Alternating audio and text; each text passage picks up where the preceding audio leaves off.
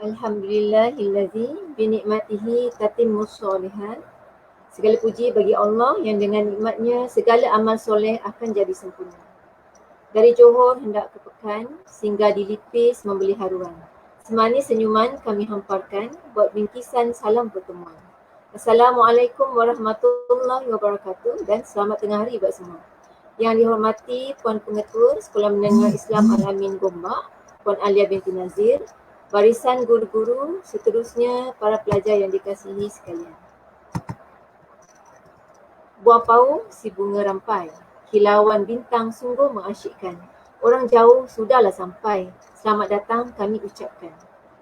Alhamdulillah, marilah kita bersama-sama melafazkan setinggi ucapan kesyukuran kehadrat ilahi kerana dengan izin kasihnya pada tengah hari yang barakah ini, kita dapat sama-sama berkumpul untuk mendengar ceramah yang bertajuk bahaya penyalahgunaan dadah dan inhalan.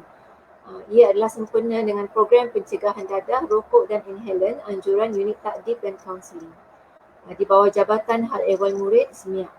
Dan program ini adalah salah satu aspek dari program 4K di peringkat sekolah di bawah Jabatan Hal Ehwal Murid. Jadi sebelum kita menghayati intipati ceramah, saya ingin menceritakan sedikit latar belakang penceramah. Nama beliau ialah Encik Muhammad Hafiz bin Yusof. Beliau merupakan setiausaha pemadam daerah Hulu Perak. Beliau telah berkhidmat bersama Persatuan Mencegah Dadah Malaysia atau nama singkatannya Pemadam selama 10 tahun. Hadirin, kini tibalah kita ke acara yang paling dinantikan semua. Untuk itu, majlis dengan hormatnya mempersilakan Encik Muhammad Hafiz bin Yusof bagi memulakan ceramah.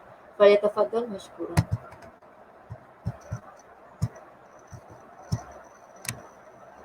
Bismillahirrahmanirrahim. Assalamualaikum warahmatullahi wabarakatuh. Waalaikumsalam.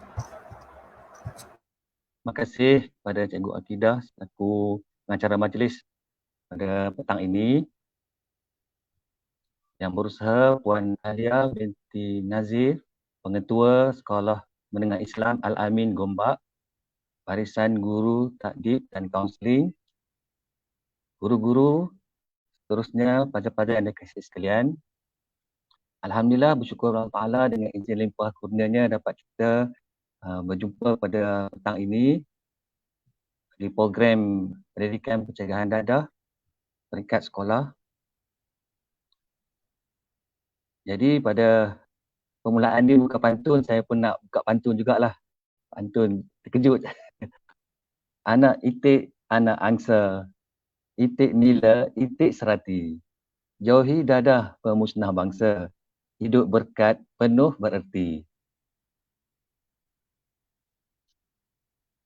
Cikgu dan murid-murid, pelajar-pelajar dan majlis sekalian, terlebih dahulu saya mengucapkan ucapan terima kasih kepada Cikgu Akidah serta Puan Pengetua atas sudian menjemput saya mewakili Persatuan Mencegah Dadah Malaysia.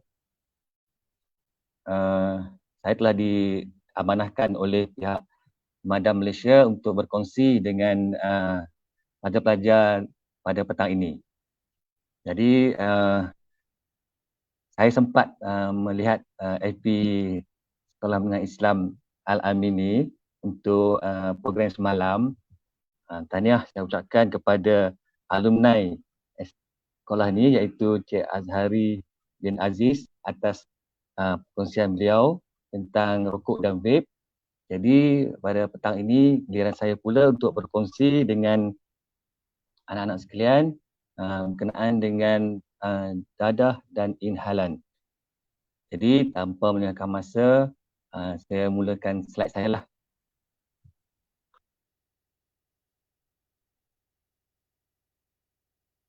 Saya mulakan dengan yang pertama iaitu tulisan hot coffee, iaitu Assalamualaikum. Yang kedua saya mulakan dengan Bismillahirrahmanirrahim. Yang ketiga adalah QR code. Kenapa saya letak yang ni? Sebab sekarang ni musim pandemik ni nak masuk premis semua kena pakai QR code. Okey. Seterusnya kita ke sesi ta'aruf. Seperti yang disebutkan oleh Cikgu Akidah tadi, jawatan saya ialah Setiausaha Pemadam Daerah Hulu Perak. Hulu Perak ni di negeri Perak lah, di utara sana. Pekerjaan saya adalah guru bimbingan dan kaunseling, dan juga pendidikan saya ialah ijazah sarjana kaunseling dalam penyalahgunaan dadah. Baik, sebelum saya teruskan lagi, kita betulkan dulu niat kita pada petang ini ialah untuk sama-sama kita berkongsi tentang ilmu, iaitu penyalahgunaan dadah dan inhalant. Jadi kita betulkan niat kita, niat kerana Allah Ta'ala dan juga untuk menuntut ilmu. Saya juga ingin menekankan bahawa tugas ini adalah salah satu daripada amal ma'ruf dan nahi munkar. Kalau amal ma'ruf, semua orang menjemput orang buat baik, dan yang kedua ni ialah nahi munkar, mencegah orang daripada berbuat jahat. Baik, topik perkongsian kita pada petang ini, yang pertama sedikit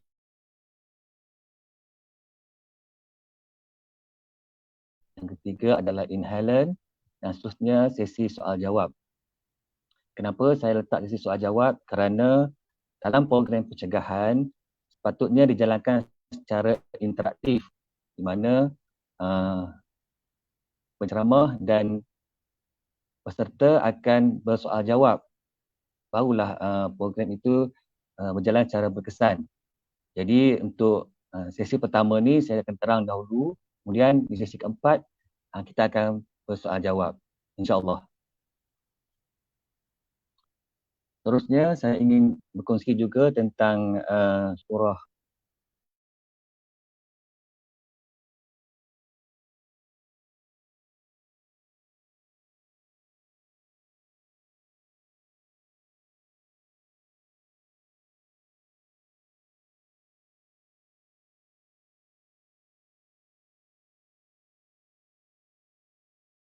Okay, kita ada sedikit masalah teknikal, insya-Allah, kerana jaringan internet ni. minta maaf. Okey. Kita boleh sambung semula ya, Encik Hafiz? Boleh, minta maaf. Okey.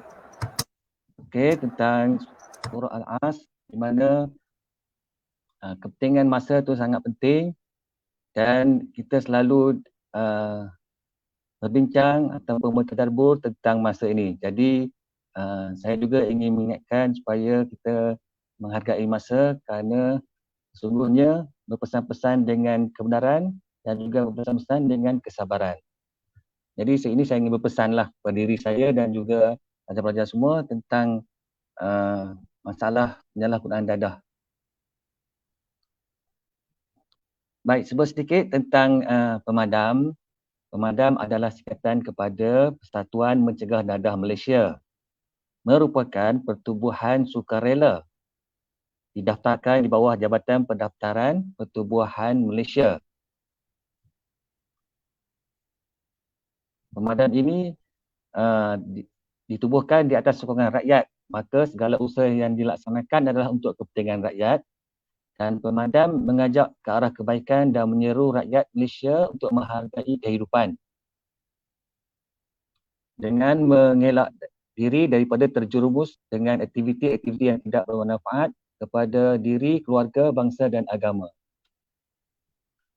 Kemudian teras gerak kerja pemadam adalah FAST, F-A-S-T, iaitu Fatona, Amanah, Sidik dan Tablik, ataupun baja, bijaksana, amanah, jujur dan ajar, yang memberi penekanan kepada konsep hidup penuh erti.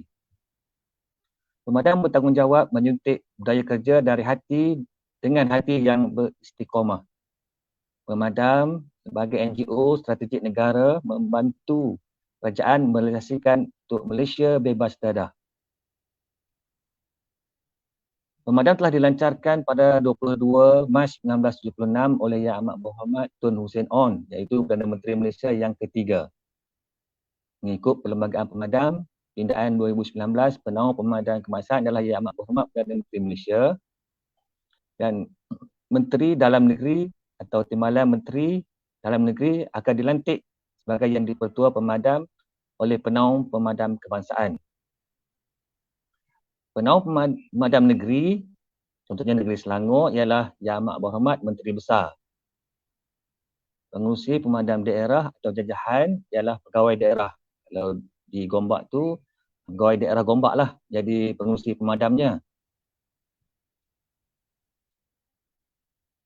Okey, pemadam kebangsaan ditadbir oleh satu badan iaitu Majlis Istidadah Pemadam Kebangsaan yang dipengerusikan oleh Yang di-Pertua Pemadam.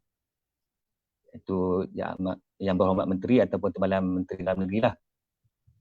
Untuk melecehkan jentera pengurusan dan pelaksanaan program dan aktivitinya, 11 biro telah diwujudkan. Sementara di Pemadam Negeri dipimpin oleh Jawatankuasa Penyelarasan Pemadam Negeri dan Jawatankuasa Kerja Pemadam Daerah.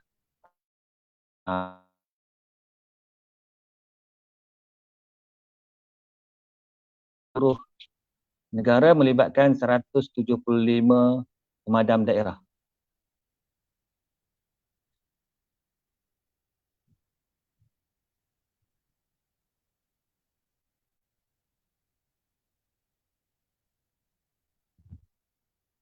Baik, di sini saya ingin berkongsi tentang aktiviti pemadam.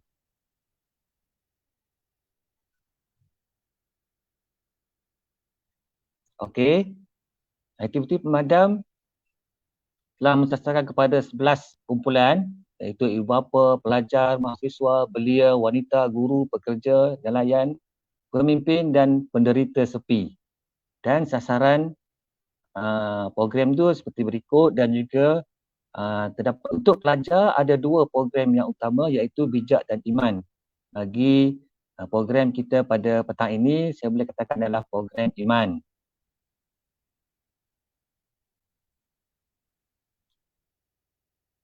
Jadi itulah sedikit aktiviti serta latar belakang tentang pemadam Malaysia.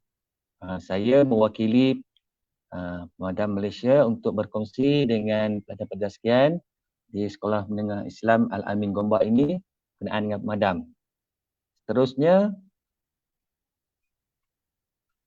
Seterusnya saya akan berkongsi tentang ilmu ini, iaitu ilmu tentang menyalurkan dadah ini adalah satu amanah. Bagi saya yang telah mendapat ilmu ini adalah satu amanah pada saya untuk menyampaikan kepada seluruh ummah di dunia ini. Jadi alhamdulillah pada petang ini saya dapat berkongsi dengan warga di Sekolah Menengah Islam Al-Amin Gombak.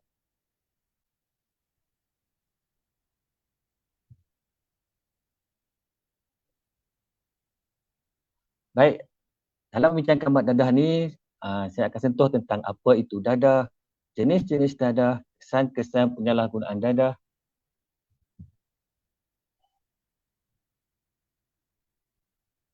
punca-punca penyalahgunaan dadah, tanda-tanda penagih dadah, agama dan dadah, undang-undang dan dadah. Baik, jenis-jenis dadah secara umumnya terdapat 8 jenis. Saya mulakan dengan yang pertama iaitu opiat, stimulan, ganja, depresan, halusinogen, inhalan, ketum dan NPS iaitu New Psychoactive Substance. Seperti yang kita lihat, dadah adalah bahan kimia. Bahan kimia psychoactive. Sama ada asli ataupun tiruan yang mendatangkan kemudaratan kepada kesihatan dari segi jasmani, iaitu fizikal, rohani, mental dan emosi. Serta tingkah laku pengguna apabila disalahgunakan. Kalau kita lihat dalam 8 jenis ini, salah satunya adalah inhalan. Jadi tajuk kita tu sangat bertepatan lah kerana kita telah masukkan satu jenis dadah iaitu inhalan dalam perbincangan kita pada petang ini.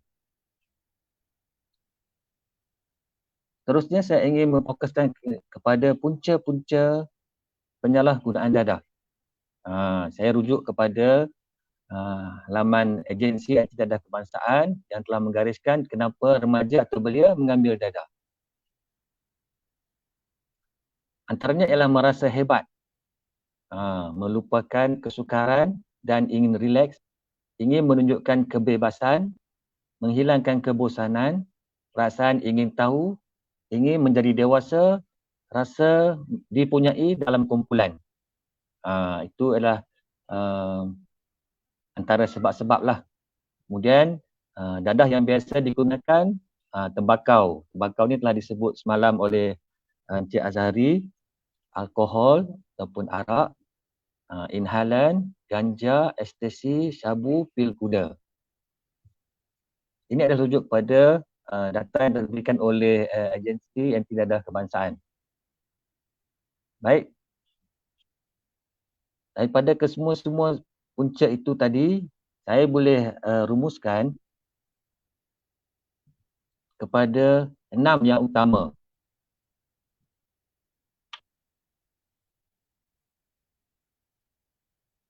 Iaitu pertama, sikap ingin tahu. Sikap ingin tahu ni memang sesuai dengan remaja yang sangat ingin tahu apa yang ada di sekeliling mereka. Terutamanya yang luar biasa, yang tak biasa mereka lihat. Kemudian, ingin tahu inilah menyebabkan mereka ingin mencuba. Dadah ni bukan mainan ya, boleh cuba-cuba. Baik, yang kedua adalah berkenaan dengan kurang mendapat perhatian dan kasih sayang. Lalunya, faktor kedua ini pun boleh jadi faktor yang pertama. Tapi kasih sayang ni biasanya subjektif. Itu yang menyebabkan kadang-kadang ada yang rasa hati dan terus mengambil keputusan untuk mengambil dadah. Seterusnya, pengaruh buruk daripada rakan dan masyarakat. Ini juga sangat penting, pemilihan rakan ataupun kawan-kawan dan juga persekitaran atau masyarakat yang kita berurusan sehari-harian. Seterusnya, yang keempat, kurang mendapat pendidikan am dan rohani. Ini sangat penting dan tahniah kepada Sekolah Menengah Islam Al-Amin telah mengadakan program pendidikan pencegahan dadah ini. Dan secara tak langsung ia adalah salah satu daripada cara untuk mencegah daripada pelajar-pelajar terlibat dengan penyalahgunaan dadah dengan memberi maklumat berkaitan dengan bahayanya dadah ini. Seterusnya, pengaruh media massa. Tidak dapat dinafikan zaman sains dan teknologi dan kemajuan teknologi sekarang ni, media massa memang sangat penting. Sejauh mana dia mempengaruhi jika hari-hari anak-anak diberikan dengan iklan-iklan yang berunsurkan dadah, maka secara tidak langsung dia telah memahat dalam hati dan fikiran dan akhirnya akan menjebakkan mereka untuk mencuba. Berkait dengan faktor yang pertama iaitu sikap ingin tahu. Seterusnya yang terakhir yang juga tidak kurang juga kepentingannya iaitu latar belakang keluarga. Jadi bersyukurlah kita mempunyai keluarga yang baik dan harmoni di mana ibu dan bapa memainkan peranan, ahli keluarga lain berfungsi dengan baik. Jika keluarga menghadapi masalah, maka kesannya pasti akan dirasai oleh ahli keluarga yang lain dan akhirnya mereka untuk mengelak daripada semua itu mereka mengambil dadah. Baik, seterusnya saya ke topik agama dan dadah. Bila sebut agama ni, kita di Malaysia bukan sekadar agama Islam, kita ada pelbagai agama, tapi sebagai orang Islam, kita telah pun sedia maklum dengan hukum tentang dadah. Kalau diikutkan dalam Al-Quran memang tidak ada direct tulis tentang dadah. Tapi kita mengkiaskan kepada arak ataupun alkohol. Seperti yang kita maklum, al-khamar wal maisir, arak dan judi. Dan banyak hadis dan ayat Quran yang berkaitan dengan arak dan judi ini. al-khamar wal maisir. Saya yakin dan percaya pelajar-pelajar di sekolah Islam ni dah mahir dan maklum tentang agama Islam. Cuma saya ingin berkongsi dengan pandangan agama lain. Begitu juga dengan ajaran agama Buddha yang tidak membenarkan atau mengharamkan penganutnya untuk mengambil barang-barang yang merosakkan badan dan merosakkan akal. Saya sengaja berkongsi ini sebab saya lepas ini saya akan bercerita dengan pusat pemulihan di mana pusat pemulihan dadah ni bukan untuk orang Islam saja, untuk orang yang beragama lain pun ada.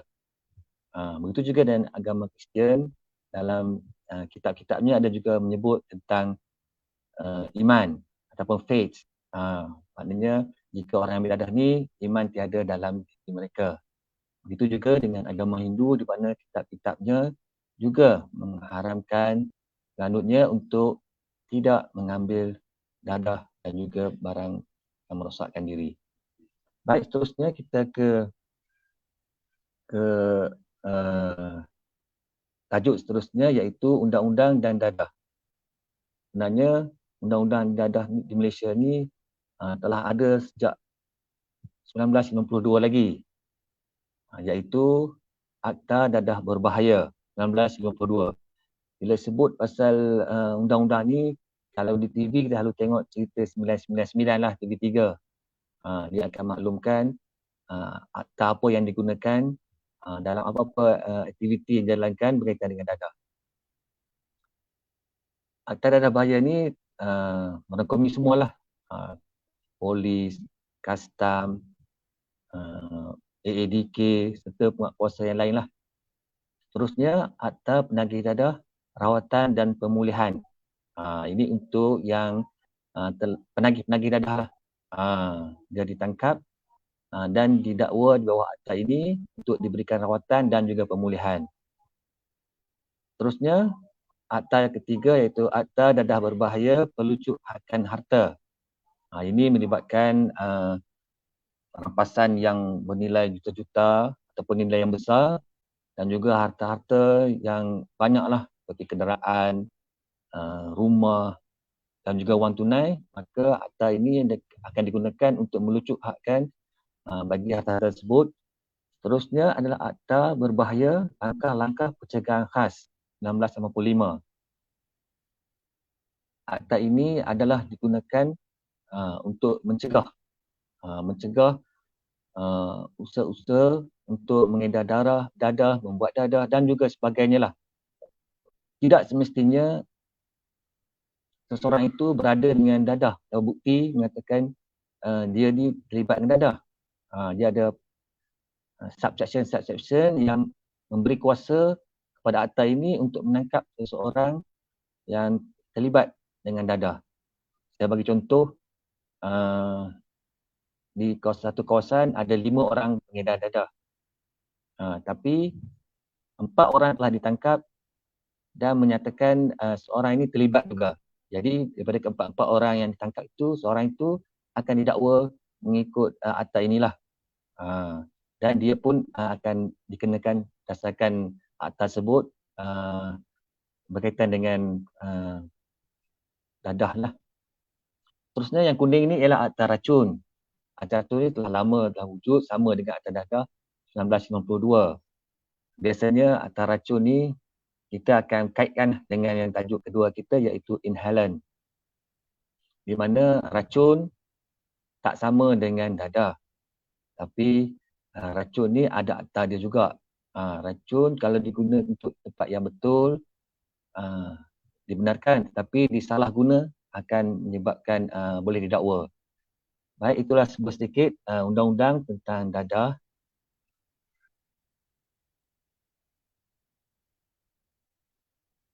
Baik, kita terus sedikit renungan di mana hadis yang ke-34 adalah hadis 40, iaitu untuk mencegah kemungkaran. Jika seorang itu melihat kemungkaran, maka hendaklah dia cegah. Pertama, dengan biadi. Biadi itu dimaksudkan, ditafsirkan dengan kuasa. Dengan apa yang kuasa yang kita ada. Kemudian Kalau tak boleh, dengan lisan, dengan lidahnya. Kalau tak boleh, dengan hatinya. Dan itulah yang selemah iman. Tapi dia masih ada lagi iman. Jadi jika kita melihat persekitaran kita yang terlibat, maka kita wajib mencegahnya gunakan kaedah yang telah dinyatakan dalam hadis tersebut. Rawahu Muslim. Hadis sahih ya. Baik, terusnya kita ke segmen inhalant.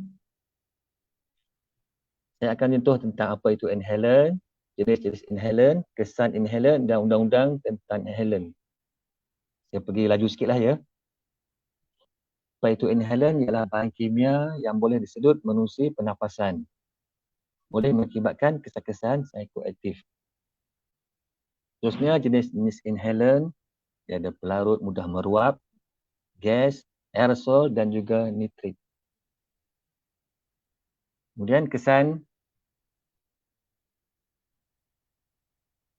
serta-merta penyalahgunaan inhalant. Yang pertama bersin, semput, batuk, pening dan juga berdebar-debar. Ni apabila terus ambil je, kesan dia terus ada ni. Terusnya jangka pendek. Jangka pendek, dia akan rasa pening, loya, sakit kepala, keliru, lemah otot, badan dan juga hilang kawalan pergerakan. Tuturan dia tidak jelas, mungkin akan pengsan dan ataupun akan bertindak agresif ataupun rasa semut-semut. Kalau dalam iklan TV tu ada neurobion lah, rasa kesemutan. Dan juga kesukaran berfikir. Ini kesan jangka pendek. Jangka pendek tu mungkin seminggu, 2 minggu, 3 minggu. Kemudian kesan jangka panjang. Kesan jangka panjang ni melibatkan organic brain damage, kerosakan kekal sistem saraf, hati, otot, sumsum, tulang dan juga buah pinggang. Hilang berat badan, hilang penglihatan. Jadi buta ke? Hilang deria bau dan juga kurang pendengaran. Akhir sekali mati. Baik, saya juga ingin mengaitkan dengan dua surah dalam Al-Quran. Yang pertama daripada surah Al-Baqarah ayat 195 yang menyatakan janganlah kamu jatuhkan diri kamu ke dalam kebinasaan dengan tangan kamu sendiri. Kemudian yang kedua surah Al-Tahrim ayat 6 ialah jagalah dirimu dan keluargamu dari api neraka. Jadi renungan ini sangat bermakna kepada kita supaya menjauhkan diri daripada penyalahgunaan dadah kerana ia adalah membinasakan diri kita sendiri dan juga ahli keluarga kita. Baik, seterusnya kita ke sesi soal jawab. Jadi sesi soal jawab ini saya menyediakanlah nombor telefon, boleh guna telefon, boleh guna WhatsApp, boleh guna Telegram ataupun kalau nak email boleh guna email yang di bawah ini.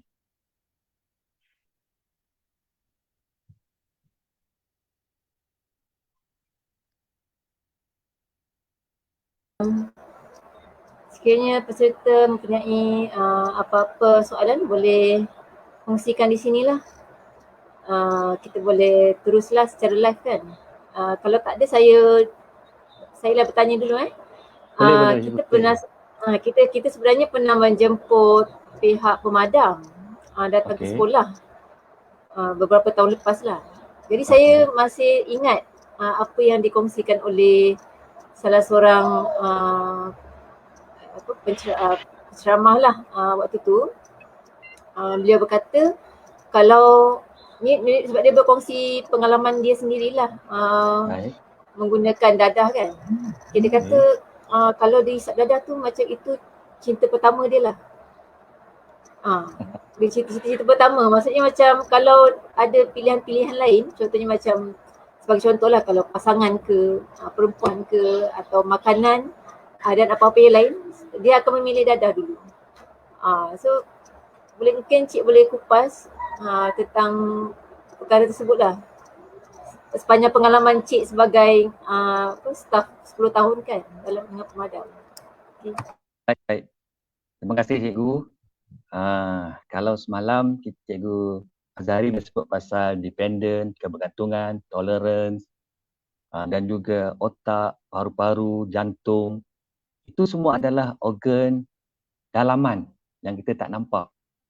Jadi bila berkaitkan dengan dadah ni, dia berkaitkan dengan otak dan juga organ-organ dalam yang lain. Dia sebut otak ni secara saintifiknya, itulah seperti yang disebutkan oleh ceramah sebelum ni, seperti nikotin, bahan-bahan kimia yang disebut tadi, yang memberi kesan pada otak. Baik, berkait dengan cinta pertama tu, sebenarnya adalah berkait juga dengan kesan dipanggil psychological effect lah, kesan psikologi. Saya ingin bagi analogi yang senang, dan minta maaf kalau contoh tak sesuai. Saya bagi yang senang lah, untuk makan. Bila kita makan, kita rasa sedap. Sedap tu daripada mana? Sedap tu adalah satu tindak balas kimia yang ada dalam badan kita yang dikurniakan secara semula jadi Allah SWT, iaitu dopamin. D-O-P-A-M-I-N, dopamin. Dopamin inilah yang berfungsi di bahagian otak, dipanggil tapak ganjaran, reward pathway, di mana apabila kita melakukan sesuatu aktiviti, dia akan mengeluarkan dopamin itu dan memberikan rasa keseronokan. Jadi dopamin ini boleh ditiru, itu yang dikata tadi, bahan kimia asli ataupun tiruan. Struktur dia ada dan dia boleh buat dalam bentuk itulah heroin, morfin, dalam bentuk dadah ni lah yang memberi kesan yang sama macam sedap makan nasi. Kalau nak lagi real lagi, boleh bagi contoh yang saya kata tak sesuai lah. Tapi itu adalah perumpamaan lah. Kalau orang dah berkahwin, dia tahulah kesedapannya tu.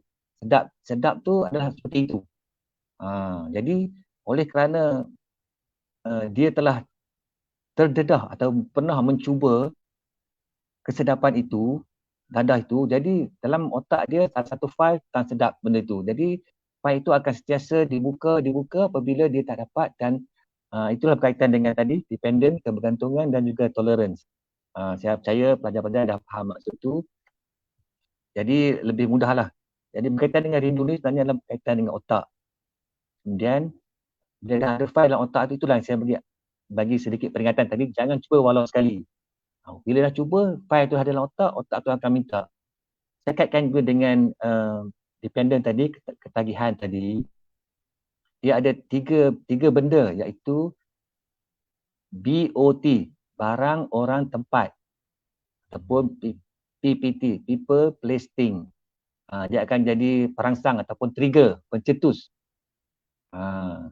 Bila dia tengok barang tu, dia akan teringat balik. Contohnya dulu dia guna, contoh dia guna sudu untuk menghisap heroin ke apa. Dia tengok sudu, dia akan teringat. Ataupun orang, dia jumpa orang tu dulu pernah sama-sama mengambil dadah. Dia pernah mendapatkan dadah daripada orang sebut. Jumpa orang tu, dia akan teringat.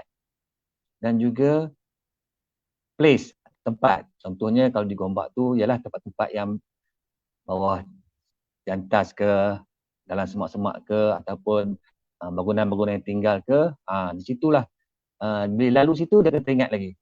Jadi berkaitan dengan rindu inilah yang selalunya menjadi misteri ataupun abstrak kepada orang yang telah terlibat. Cuma saya ingin berkongsi di sini, saya pernah pergi ke pengasih Malaysia. Kan pengasih Malaysia tahu kan? Dekat dengan PWTC tu kat bawah tu. Ya. Pengasih Malaysia, saya berjumpa dengan bekas presidennya, iaitu Datuk Yunus Pati. Beliau ada menyatakan, saya ikutlah kata beliau ni, iaitu beliau mengambil dadah kerana hati dan juga persekitaran. Dan yang pentingnya, beliau berhenti mengambil dadah kerana hati dan persekitaran. Maknanya di sini ada dua boleh ubahlah, dua faktor yang menyebabkan beliau berhenti dan tidak mengambil dadah. Walau bagaimanapun berkenaan dengan dadah ni banyak benda yang boleh dibincangkan. Cuma dalam konteks sekolah ni, dalam saya merujuk pada United Nations on Drug and Crime menekankan bahawa prinsip pencegahan untuk sekolah menengah ni yang pentingnya pertama meningkatkan pencapaian akademik. Saya percaya hari ini result SPM dah diumumkan. Sekolah menengah Al-Amin, saya doakan semua cemerlang. Alhamdulillah. Amin, insyaAllah. Seterusnya, yang kedua meningkatkan kemahiran sosial. Kemahiran sosial ni penting. Inilah peranan kita di sekolah lah.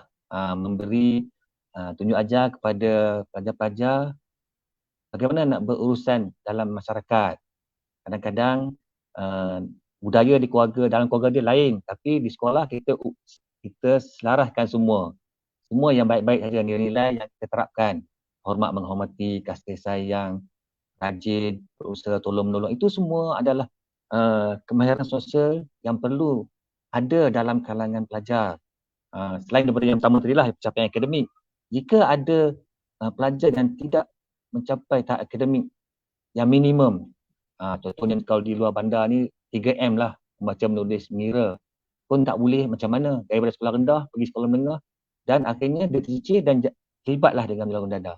Tapi saya rasa di sekolah rendah ini pelajarnya hebat-hebat, tetapi sebagai manusia kita tidak terlepas daripada godaan syaitan. Mungkin kita boleh menyalahkan syaitan, tapi sebenarnya pencegahan kita lah penting. Dan Cikgu Akidah ni mengambil inisiatif untuk memberi maklumat-maklumat ini kepada pelajar-pelajar bagaimana untuk tidak terlibat dengan penyalahgunaan dadah. Kita tak boleh salahkan dadah tu 100%, sebab jika dadah tu digunakan secara betul dalam perubatan, memberi kesan yang positif. Tapi isu ni sekarang penyalahgunaan, salah guna. Contoh yang senang sekali, dadah ni kita bagi simple je macam Panadol. Kalau ikut doktor 2 biji dewasa. Tapi kalau kita salah guna 6 biji, 8 biji, dah jadi lain. Begitu juga dengan, kalau tempat saya dulu pernah famous dengan Nospan.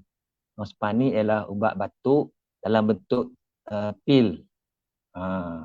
Kalau bawa air nanti tumpah apa buat bentuk pil. Jadi ubat batuk tahu dah dia akan menghasilkan mengantuk, hayal apa semualah bila stres, ada masalah tekanan, masalah keluarga, masalah pelajaran, masalah hubungan, masalah sosial, semua sekali.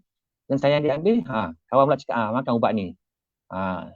Itu bukan ubat sebenarnya, itu adalah salah satu jenis dadah. Tapi kerana tak ada ilmu, jadi dia pun terlibat. Daripada pengalaman saya lah, yang saya sebutkan tadi, dari segi agama kan, kalau kita agama Islam, kita ada banyak ustaz-ustaz pemulihan yang berteraskan agama Islam, yang menerapkan kaedah-kaedah pemulihan dengan kaedah Islam. Begitu juga dengan AEDK, ada program menggunakan kaedah Islamik punya approach.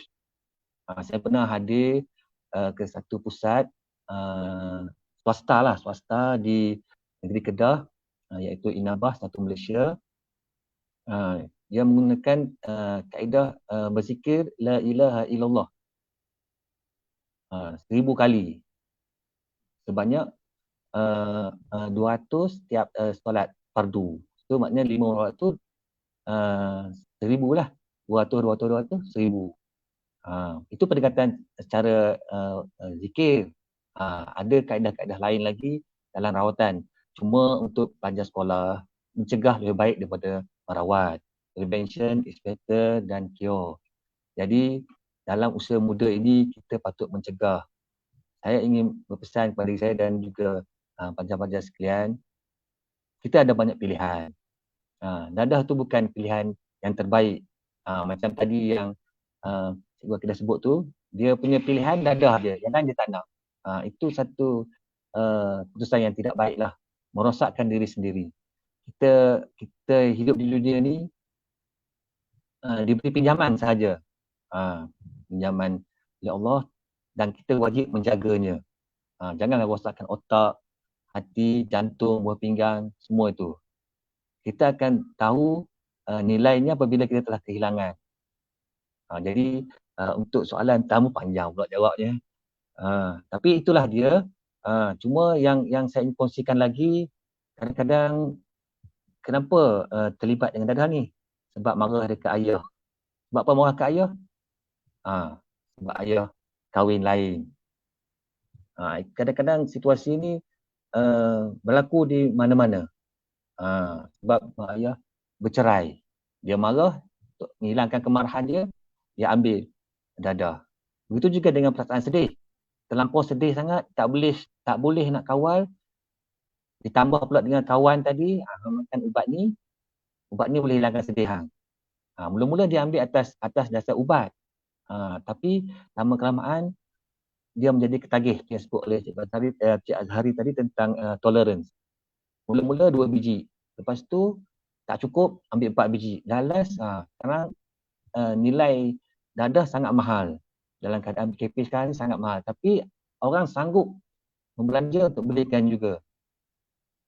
Untuk itulah, untuk memenuhi kebergantungan kepada najis dadah.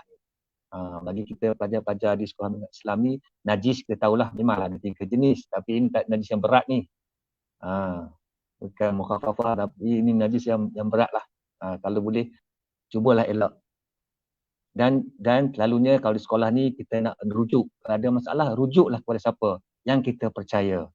Macam cikgu kaunseling, cikgu akidah ni ke, yang kita percaya. Sekolah ni ada 2 jantina kan? Ya, betul. Jadi bila sekolah menengah ni, satu lagi mungkin ialah jerat percintaan lah. Ini pun isu juga. Saya minta maaf saya sebut, bukan saya nak mengata ataupun ni, semua nak kongsi. Kadang-kadang itulah kerana cinta terlibat dengan dadah. Dia tak boleh nak melupakan, dia cari benda yang boleh membantu dia untuk melupakan. Akhirnya dia terjebak. Itu sebuah sedikit lah. Dan ni kalau nak kongsikan lagi, boleh kita buat sesi lain lah. Kah untuk perkongsian sahaja. Okey cikgu, ada lagi soalan cikgu? Okey, ada dari Siti Hajar Azizan. Okey. Adakah kemungkinan untuk penagih dadah sembuh sepenuhnya ataupun sembuh biasa setelah dia dah insaf dan nak kembali ke jalan yang betul? Okey, terima kasih. Yang tanya tadi, itu satu soalan yang baik di mana dia bertanyakan tentang soal kesembuhan. Macam semalam pun sama juga, ketagih rokok dan vape, tapi boleh sembuh mengikut kaedah-kaedah atau siri rawatan dan pemulihan. Saya ni membantu tadi, saya juga pemadam ni ada membantu KKM, Kementerian Kesihatan Malaysia, dalam program berhenti merokok, iaitu Jom Quit. Cikgu kita boleh tolong kongsikan, type Jom Quit saja dekat Google ke, akan dapat satu website untuk berhenti merokok. Macam contoh yang dia semalam saya tengok tu, dia tak nak beritahu ibu bapa, takut ibu bapa marah dia. Ibu bapa dia tak isap rokok. Tapi dia boleh pergilah ke website Jom Quit ni. Saya juga salah seorang daripada rakan nasihat komuniti, inisiatif pemadam untuk membantu rakyat Malaysia yang ingin berhenti merokok. Di zaman PKP ni, rokok dengan beras satu pilihan yang sangat penting. Jadi eloklah berhenti merokok, belilah makanan untuk keluarga.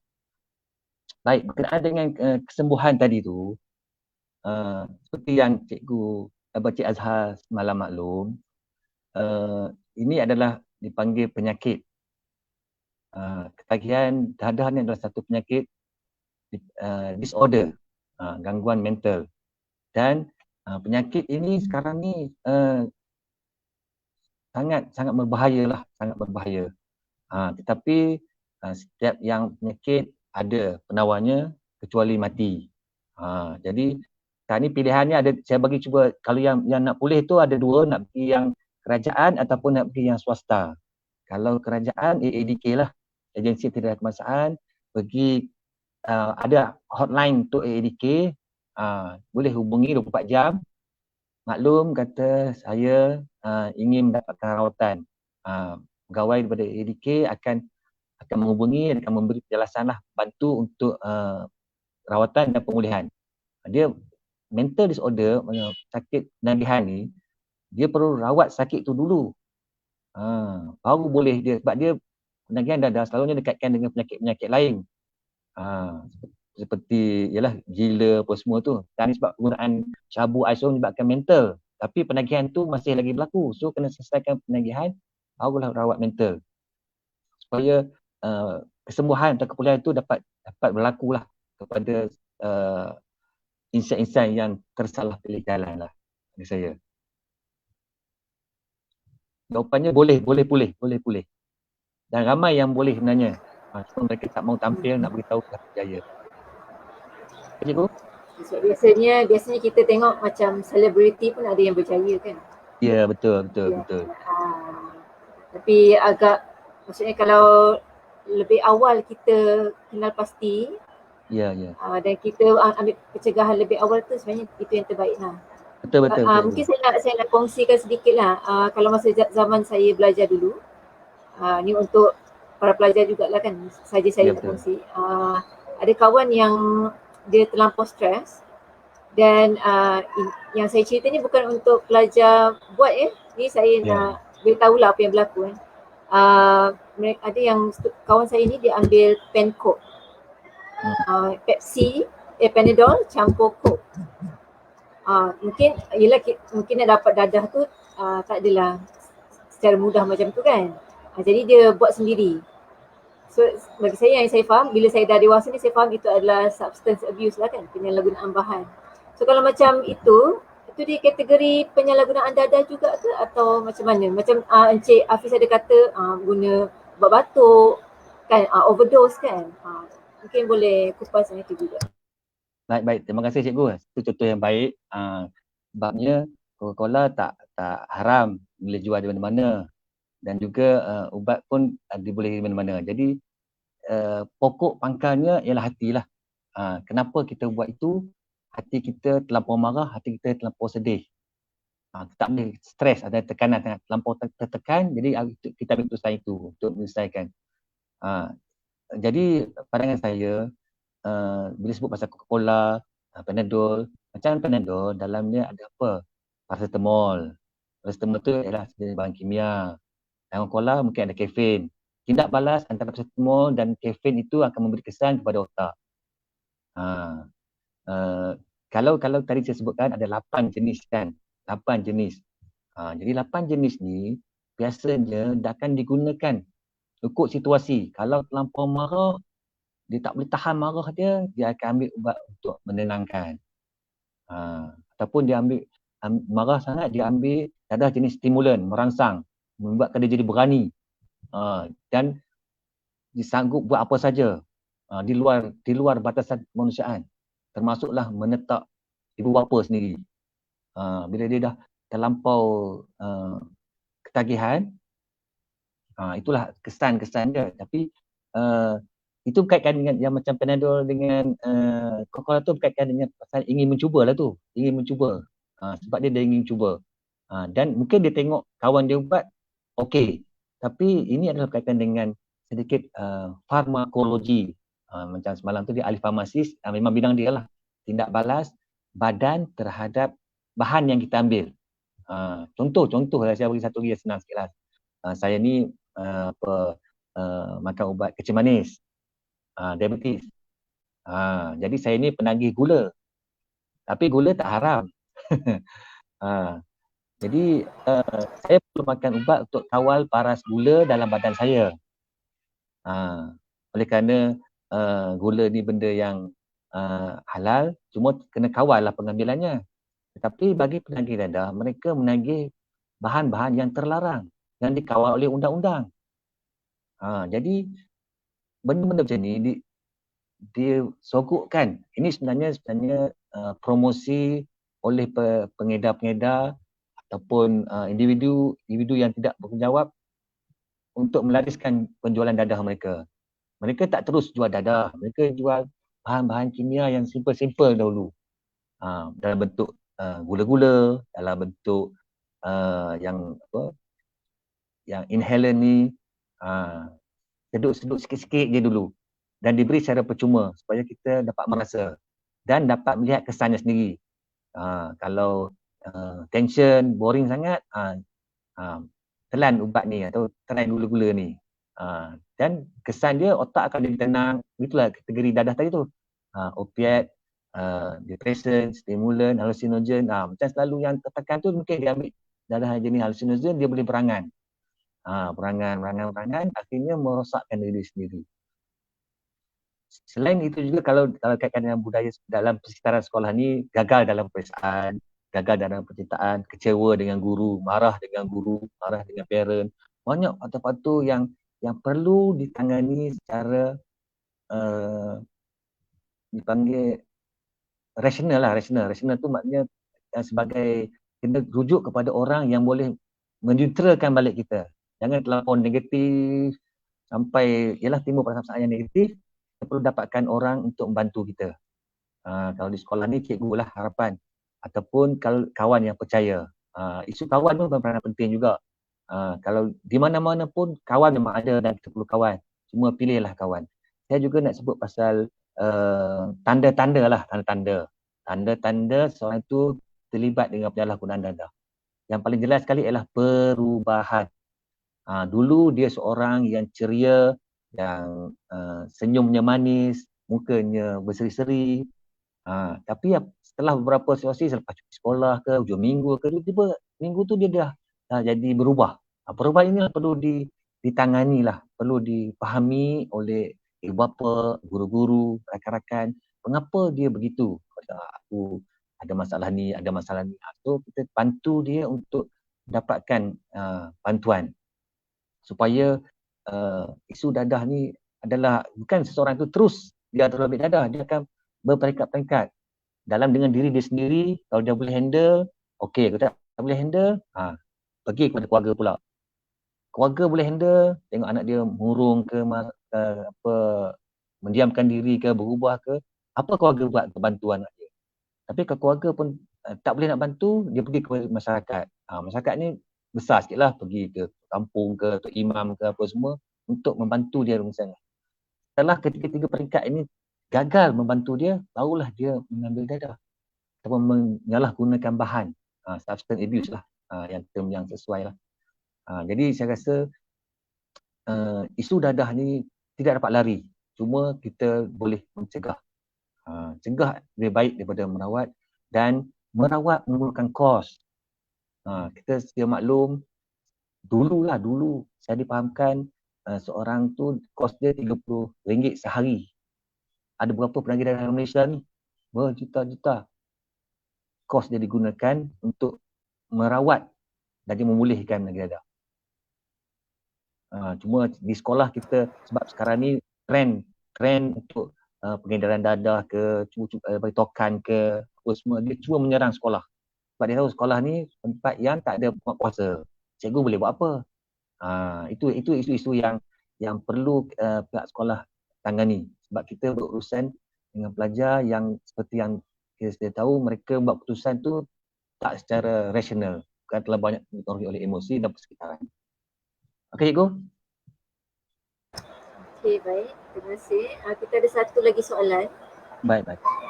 Dari Arisa. Okay, kalau dekat pusat pemulihan, apa yang mereka buat apabila penagih ni masih menagih atau rasa menggigil sebab badan dia dah ketagih dengan dadah? Okay, terima kasih Arisa. Daripada soalan tu saya dapat tahulah yang Arisa ni ada sedikit maklumat tentang bagaimana rawatan yang diberikan kepada pesakit-pesakit. Sebab di Malaysia dia tak panggil penjenayah, dia panggil pesakit dah sekarang ni. Dulu penjenayah, sekarang dia panggil pesakit. Sebab tu ada dipanggil pusat serenti. Kemudian bila berlaku perubahan undang-undang dan sebagainya, dipanggil PUSPEN, Pusat Kawalan Penanggulangan Narkotik. Kemudian yang terbaru ni Cure and Care, Klinik Cure and Care, pulih dan rawat. Terma-terma digunakan untuk merawat dan memulih penagih dadah ni pun berbeza. Contoh yang diberikan tadi, jika dia tingkah laku dia tu bila dia dependent, kebergantungan. Itu dipanggil tindak balas, withdrawal syndrome nama dia. Sindrom tarikan. Bila dia tak dapat bahan tersebut, dia akan badan dia menggigil, dia akan, kalau istilahnya dia panggil macam buruk lah cerita dia. Dah tak jadi macam orang dah. Tetapi selalunya pendekatan yang tradisional, mereka akan detox. Detox ni keluarkan semua dadah-dadah yang ada dalam badan. Pendekatannya digunakan untuk dadah jenis opiat lah. Heroin, morfin, ganja, semua itu. Kecuali dengan yang dadah-dadah yang tadi merangsang ni, stimulus ni. Mereka guna sabu, dia merangsang kuat, kaedah dia lain. Lain jenis dadah, lain jenis rawatannya. Bagi yang guna opiat tadi, itulah kita akan detox, asingkan dia, kurungkan dia selama 2 minggu, bagi dadah semua keluar habis.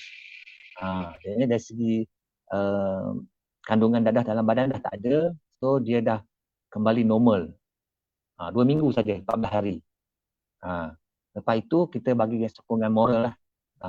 Kalau orang Islam, kita bagi dia kembali kepada asal fitrah manusia yang ada Tuhan, sembahyang, taubat, zikir, semua itulah. Saya percaya amalan-amalan baik yang dijalankan di sekolah menengah ni, ada buat program Qiyamul Lail apa semua. Itu adalah satu menguatkan iman. Kita dah tahu dah, dadah ni memang haram, merosakkan. Tapi kadang-kadang situasi. Kita berada di tempat yang salah, masa yang salah, dengan orang yang salah. Itulah dia rawatan di Malaysia ni. Selain daripada yang AADK, Institut Kemasaan yang percuma, kita ada yang swasta yang berbayar. Membayar ni itulah kosnya mahal. Saya selalu kat sekolah disebut, sekolah rendah bagi 50 sen, RM1. Dulu.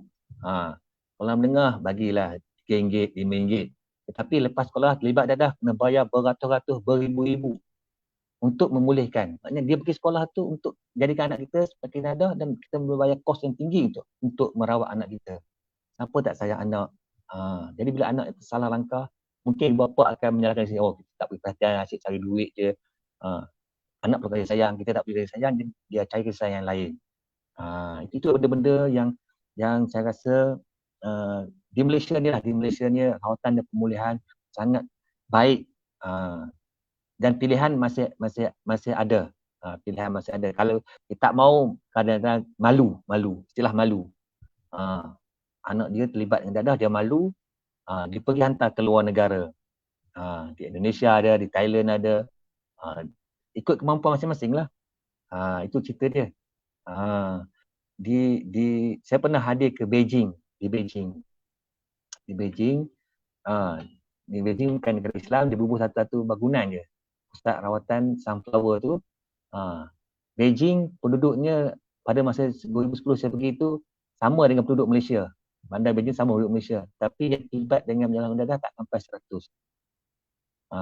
Menunjukkan bahawa kadar penagihan rendah oleh sebab kerajaan mengawal. Saya tak mengalahkan kerajaan buat baik. Ini sistem di Beijing mungkin menggambarkan komunisme, yang mana kerajaan mengawal produktiviti dan hasil diberi kepada kerajaan semua, jadi kerajaan bagi untuk makan dan ni saja. Itu contoh. Begitu juga saya pergi ke Amsterdam. Sebab Amsterdam ni tempat halal untuk ganja. Di mana siapa nak isap ganja pergi ke situ. Tapi yang ambil dadah di situ bukan orang Amsterdam. Kerana di Amsterdam ibu bapa sangat menitikkan pencegahan dan memberi penerangan penting, sampai ada muzium ganja di Amsterdam tu. Dia memberi pendidikan yang sangat baiklah pada warga di Amsterdam. Satu perbandingan di timur dan di barat, bagaimana kawalan terhadap penyalahgunaan dadah ni. Okey, cikgu. Okey, rasanya itu saja soalan kita. Dan kita pun telah sejam bersiaran. Okay. So, apa-apa pun, majlis merakamkan setinggi ucapan terima kasih kepada Encik Hafiz bin Yusof atas kesudian memberikan ceramah sebentar tadi. Jadi diharap para hadirin sekalian dapat memahami bahaya penyalahgunaan dadah dan inhaler. Jadi akhir kata saya memohon maaf jika terdapat sebarang kesilapan sepanjang mengendalikan majlis, dan yang baik itu datangnya daripada Allah, yang buruk itu datangnya dari diri saya sendiri. Kita sudahi dengan bacaan tasbih kifarah dan selawat.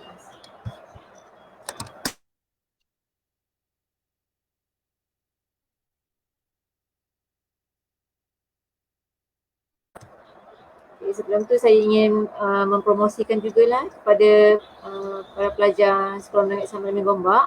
Okay, boleh dapatkan maklumat tentang pertandingan-pertandingan yang dianjurkan oleh unit takdim dan kaunseling.